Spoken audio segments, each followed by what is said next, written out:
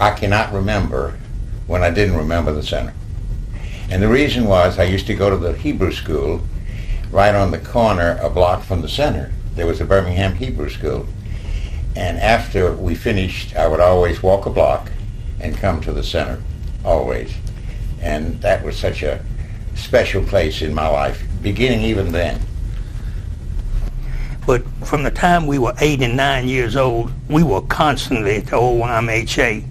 It was a haven where our parents could drop us off and know that things were safe, and there was a lot for us to do. They had a nice swimming pool, and one day a week, Tuesday, I believe it was reserved for the women, but all the rest of the week the guys had a chance to go in and swim. They had a nice basketball court, some tennis courts outside that were modest.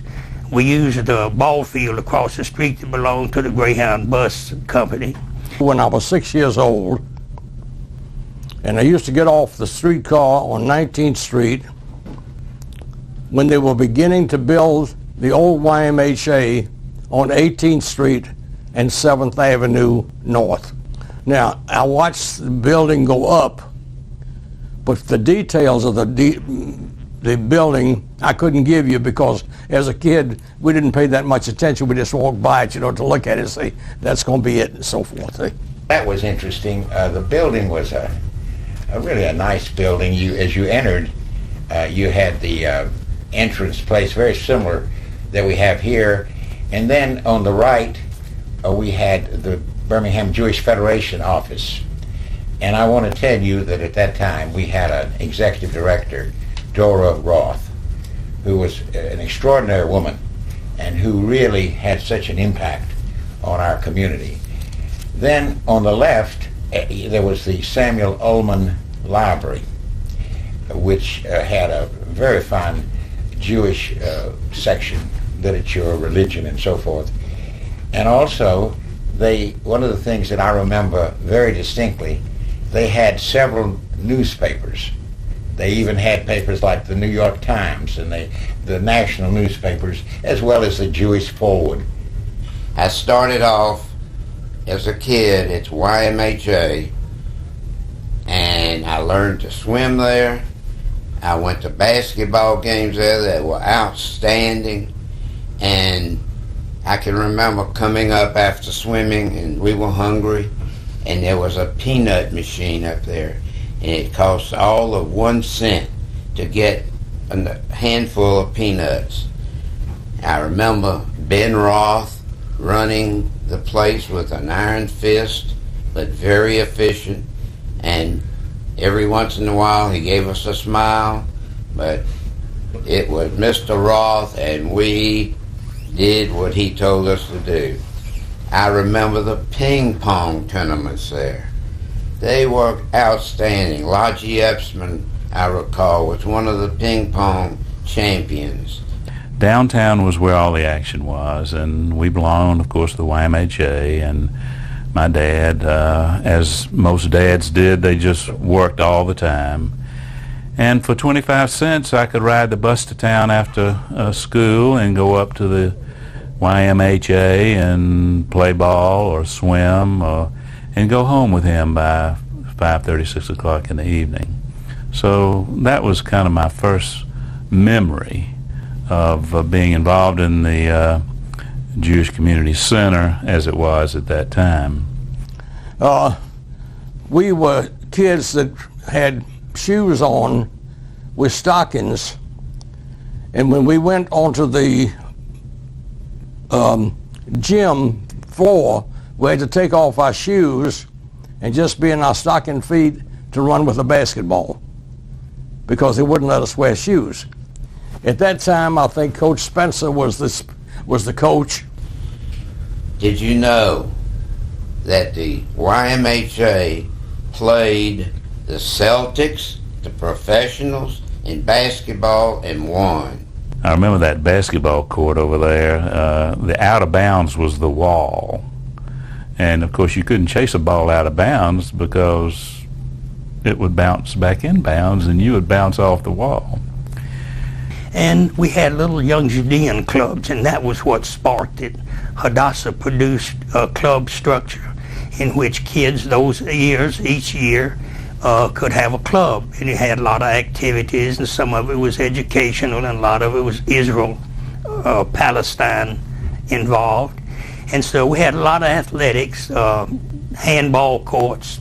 They had a little bit of a health center, not much, a few weights to lift and pulls on the wall and so forth. But we spent almost all of our free time there, and every Sunday after we got out of Sunday school, we were dropped over there for the rest of the day. And I still love the fact that I have so many friends still living here in Birmingham from those years. We were sometimes at odds with management. We were a little more boisterous, I guess, than other children's groups. But Ben Roth had some problems with his discipline, and I'm not volunteering any information further about that. We all seemed to get along. There was no what you would call competition. Everybody knew each other. Everybody grew up with each other. Everybody liked each other. We all went to school together, Hebrew school together, to grammar school together, and high school together. Of course, sometimes different parts of the town.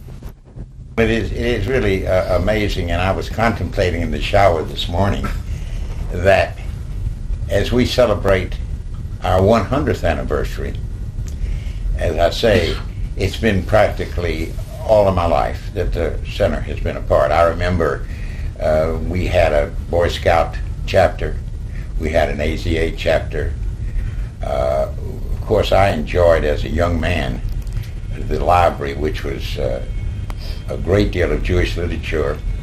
And I also enjoyed very much, as a kid, I liked to hear good speakers. And we had a forum series where the most outstanding people in the intellectual world were brought here, like Julian Huxley, for instance, comes to mind. I understand before my time, they even had Eugene V. Debs, who was the leader, as you know, of the socialist movement, which later emerged into the Democratic Party, actually. It was, it was headquarters for Jewish activities, seniors. They had educational programs, a library. So it was, in every sense, a community center. We knew something about the history, though, that originally the YMHA was a place where refugees came to help get a job, to help them get them settled in homes, and particularly to learn to speak English.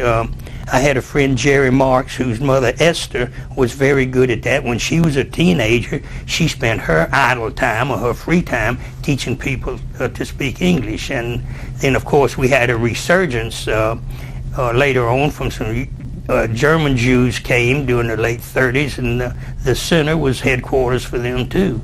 And what we call the United Jewish Fund, which is now Birmingham Jewish Federation, was headquartered there with Dora Roth in charge and Clara Davis being the functionary. So the center of Jewish life was there, not in the temples. And most all of the activities of the young Jewish boys was centered around the Y. Now, some of us sometimes went to the YMCA and played a little handball, but most of the time we played at the YMHA, and there was only one handball court, so we had to take our turns. But incidentally, that's the way I met Gladys. She was in the Young Judean Club that Bertha Lux was the advisor for, and Saul Lux was the advisor for the boys group called the Young Judeans. And they put social groups together, and we had parties together and so forth. And when I got a little bit older, Gladys was 12 years old, and I was 15. I had my first date with her. And when you went to a dance at the YMHA, you didn't just, if you had a date, that was fine. But somebody would tag you 1, 2, 3. In other words, you didn't just dance with one girl the whole night. Everybody moved around from one to another. And that's everybody. We knew everybody. Well, what happened is when we were in junior high, at that time, the thing was everybody had an ID bracelet, and you wanted to go steady with somebody and give them your ID bracelet. It didn't really matter who it was. You just wanted to do it. It's just what everybody did. So one day, a friend of mine, Sandy Picard, and I decided to come out to where would you go? They go to the JCC. We'll look for some girl. We'll find a couple of girls our age, and we'll try to give them our ID bracelets and go steady. It didn't matter who it was. And also, I remember something that was very important. There were a bunch of ladies who sewed for the soldiers. They sewed for the soldiers.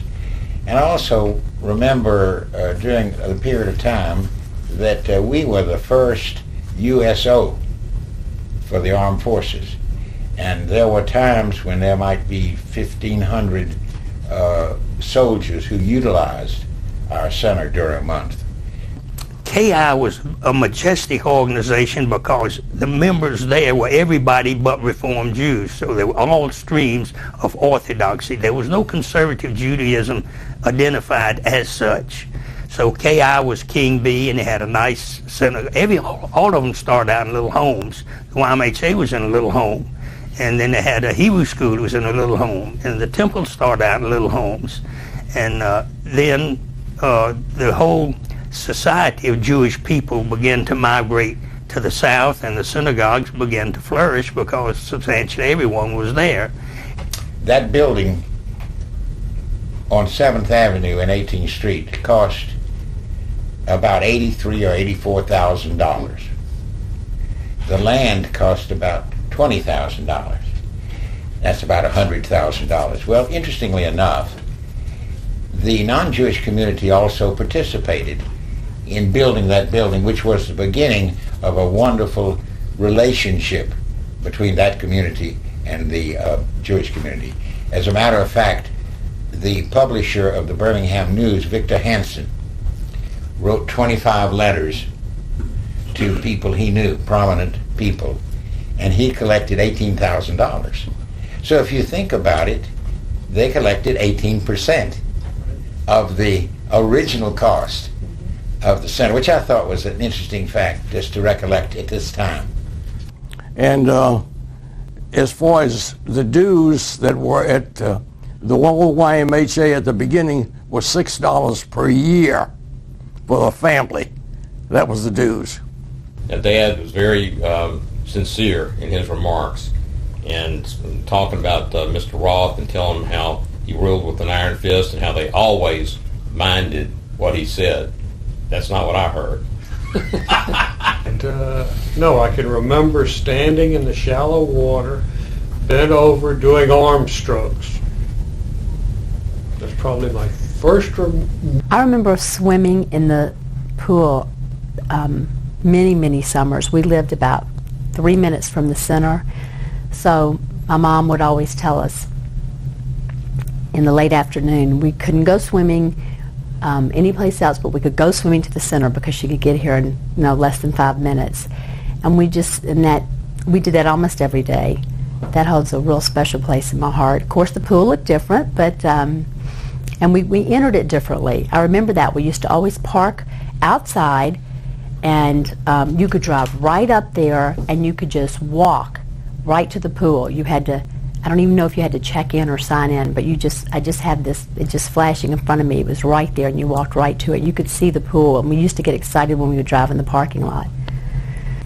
And I remember specifically because in later years I learned to swim fairly fast, and I used to win a few swim meets or whatever at summer camp or whatever. And I remember the first time I wanted to learn to swim, they had this swimming pool at the YMHA in the basement of this building, and I suspect it's still there because the building is still there. And there was a coach, I couldn't remember his name, an elderly man, wanted to teach me how to swim. So my dad just turned me over to him, and the guy puts a rope around me under my arm. He gets at the other end of the pool, and he pulls me in and pulls me along. And I thought, well, that was fun. I did it again and again. Next thing I knew how to swim. Oh, gee. When was this? This had to be in about 46, 47. And then Joy Costner taught me how to swim in the indoor pool here. Back in about 1973-ish, roughly. Remember the coach's name? I don't. Jack Ball. Oh, really? My coach. Remember, bald head, Not like bald. I chrome remember the dome, flat bald head. top. Jack Ball was the swim coach. That's one of my two earliest memories. That pool, we always thought was neat, but if you've seen any pictures of it, it really looks like a dungeon. I mean, I don't know whether we maintained it a little bit better than some of those pictures show, but everybody spent their time here. The pool was here. It was the coolest pool in the city, and I got involved in the swim team. That was the first thing that I did. We had a good swim team.